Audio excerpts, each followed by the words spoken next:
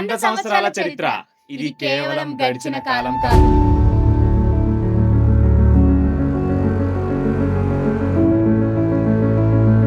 అది తరతరాల కలలు, ఆశలు, విజయాలు కలిసి రాసిన ఒక జీవనయానం. విద్య అనే దీపాన్ని వెలిగించి లక్షల మంది భవిష్యత్తును మార్చిన ఒక పవిత్ర ఆలయం మన ఆంధ్ర యూనివర్సిటీ.